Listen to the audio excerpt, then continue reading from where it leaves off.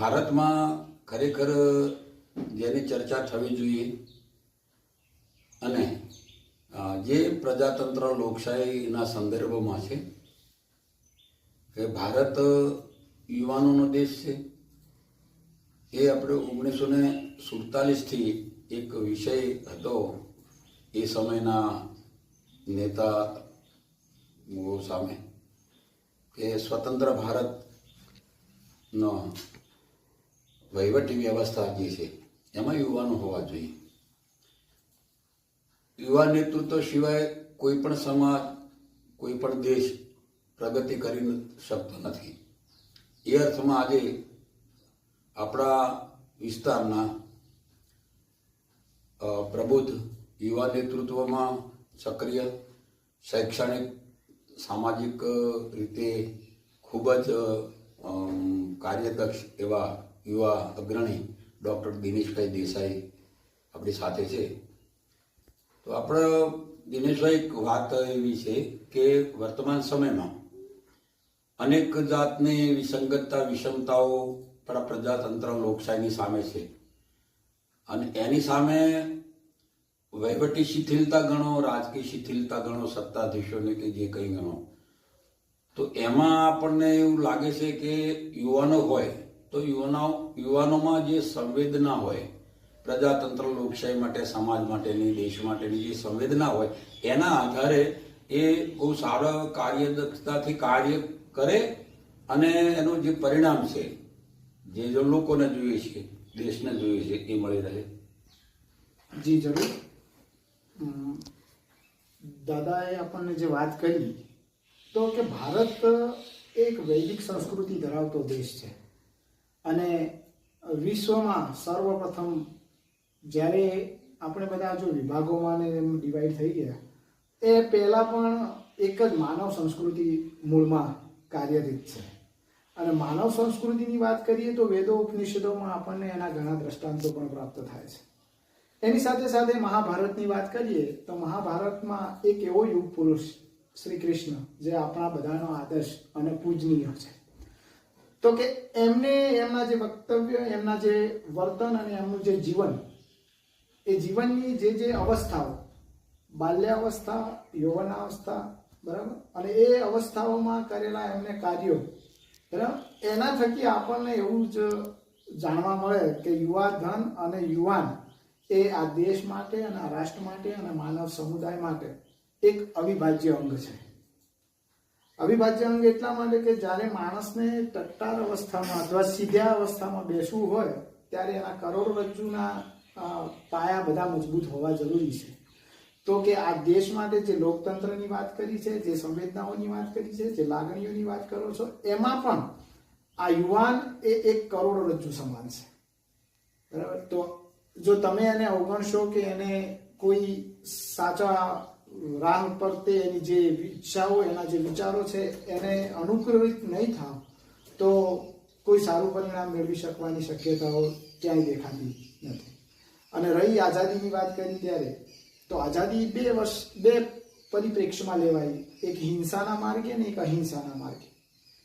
બરાબર. હિંસાનો માર્ગ પસંદ કર્યો એ બધાને આપણે ઓળખીએ છીએ, જાણીએ છીએ, અને એમના થકી શાયદ આજે આઝાદી છે.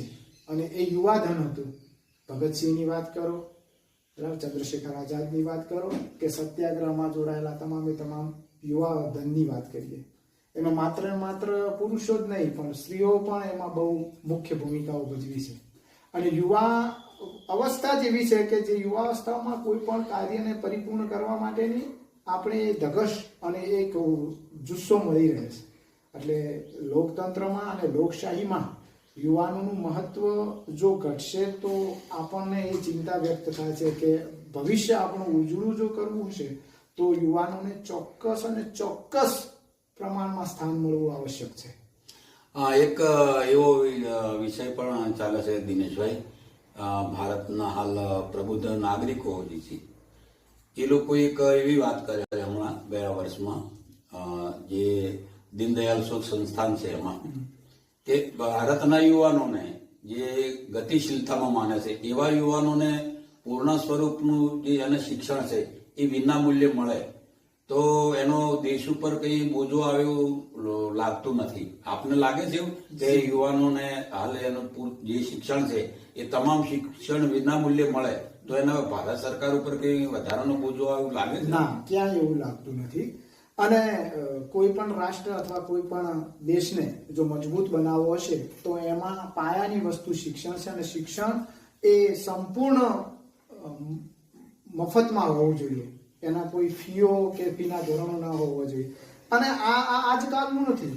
આપણી વૈદિક સંસ્કૃતિ છે અને વેદોમાં જે પાઠશાળાઓ ચાલતી હતી, બરાબર, એ બધામાં ગુરુજીએ ક્યારેય કોઈનું વેતન લીધું જ નથી. એ લોકોને કર્મનિષ્ઠ બનાવ્યા છે કે દરેક વ્યક્તિ પોતે જે બાલ્યાવસ્થા પછી શિક્ષણ કાર્યમાં જોડાય છે. તો શિક્ષણ કાર્ય કરવાની સાથે સાથે જીવનના દરેક પાઠ આપણને ઋષિમુનિઓએ ભણાયા છે. અને આપણે બધા એ સંસ્કૃતિમાં જીવીએ છીએ, એ દેશમાં જીવીએ છીએ કે જેની સંસ્કૃતિ આપણા રજે રજમાં છે. આપણે તો છોડમાં રણછોડને માનીએ છીએ. પ્રકૃતિ સાથે આપણો સમન્વય છે. અને એની મને એક પ્રકૃતિ કવિની એક વાત યાદ આવે છે, એ પણ આ સમયે આપ સાહેબ સમક્ષ રજૂ કરીશ કે થોડોક વગડાનો શ્વાસ મારા શ્વાસમાં અને પહાડોના હાડ મારા પિંડમાં. આપણા જે શરીરની રચના થઈ છે એમાં આખી પ્રકૃતિનો સમાવેશ થઈ ગયેલો છે. તો કે થોડો વગડાનો શ્વાસ મારા શ્વાસમાં અને પહાડોના હાડ મારા પિંડમાં અને નાડીમાં નાનેલી નદીઓના નીર અને રોમ મારું ફરકે છે કાશમાં. તો પ્રકૃતિ સાથે આપણે ઓળતોળ થઈ ગયેલા છીએ. આપણે પ્રકૃતિના, અને ભારત એ ખેડૂત પ્રધાન દેશ છે તો એના બાળકો પ્રકૃતિ સાથે વણાયેલા છે. પરંતુ આ શિક્ષણ જો મફત શિક્ષણ અને ઉચ્ચ શિક્ષણ સુધીનું પણ જો આપણને મફતમાં સરકાર તરફથી જે શિક્ષણ પ્રોવાઈડ કરવામાં આવે તો એનાથી જે તેજસ્વી બાળકો થશે એ તેજસ્વી બાળકો આ દેશના વિકાસમાં જ સહયોગી થવાના છે. તો એ એકંદરે જોતા તમે દરેક વસ્તુમાં કોઈ પણ ધંધા કે કોઈ પણ વ્યવસાયમાં તમે ઇન્વેસ્ટમેન્ટ કરો છો, કંઈક રોકાણ કરો છો, ત્યારે જ એનો ફાયદો તમને પ્રાપ્ત થાય છે. તો આ તો તમે રાષ્ટ્રનું નિર્માણ કરવા જઈ રહ્યા છો, તો એમાં શિક્ષિત તો હોવું એ એક આવશ્યક વસ્તુ છે. અને એ શિક્ષણ જ્યાં ઉચ્ચ કોટી સુધીનું શિક્ષણ મળશે તો એમાંથી જ કોઈ વૈજ્ઞાનિક, કોઈ ડોક્ટર, કોઈ સારો તજજ્ઞ બની શકશે ને, અને એ દેશ માટે જ ઉપયોગી થઈ શકશે. દિનેશભાઈ, એક અતિ મહત્વની વાત કેવી છે યુવા નેતૃત્વમાં, યુવા પ્રતિભા, યુવા શક્તિમાં. યુવાનો કરતા યુવતીઓ એટલે કે ભાઈઓ કરતા બહેનો અત્યારે લગભગ દરેક ક્ષેત્રમાં આગળ હોય છે. કે કદાચ એવું માની શકાય કે કદાચ એમની માનસિક તૈયારી છે કે એમને એટલું વાતાવરણ મળે છે એના કારણે યુવકો કરતા યુવતીઓ આગળ છે. જેમ કે ખેલ જગતમાં આજે જોઈએ આપણે તો યુવાનો કરતા યુવતીઓ આગળ છે. એની પાછળનું કોઈ ચોક્કસ કારણ હશે? હોઈ શકે, એમાં ઘણા બધા કારણો હોઈ શકે. કારણ કે યુવાન હોય છે તો યુવાનને પોતે ઘર છોડીને બહાર ફરે છે. અલગ અલગ ફિલ્ડમાં અલગ અલગ વ્યક્તિઓ, અલગ અલગ માણસોથી પ્રભાવિત થઈ શકે છે. જ્યારે બહેનો છે એ માત્ર ઘરનું કામ કરે છે, ઘરના કામ સાથે કોઈ પ્રવૃત્તિ હોય તો એ એક જ પ્રવૃત્તિ એમના માટે હોય છે. એટલે કોઈ પણ માણસે એક લક્ષ્ય નિશ્ચિત કરી દીધું છે કોઈ બેને કે મારે આ થવું છે, તો એને શું છે, જે એનો દૈનિક કાર્ય હોય, દૈનિક કાર્ય પછીનો તમામ સમય એ બેન એમાં ફાળવે છે. જ્યારે યુવાન મિત્રો કોઈક સારો હેરસ્ટાઇલ વાળો હીરો મળે તો એની પર્સનાલિટીમાં જાય છે, કોઈક એવો અભિનેતા મળી જાય તો અભિનેતાના અનુકરણ કરવા જાય છે, કોઈક લોકનેતા એવો મળી જાય વાક્ય છટા વાળો તો એની અસરો એનામાં થાય છે. તો આવી બધી અસરો એનામાં થવાથી એ જે એક વસ્તુ ઉપર પોતાનું ધ્યાન કેન્દ્રિત કરવો જોઈએ એ કરી શકતો નથી. એના કારણે કદાચ થોડીક ખામી સર્જાય એવું લાગે છે. બાકી બહેનો જે વાતને ગાંઠ વાળી દે છે, અને એ આપણા માટે આનંદની વાત છે કે આપણી બેન દીકરી એક સારી પ્રવૃત્તિ, એક સારા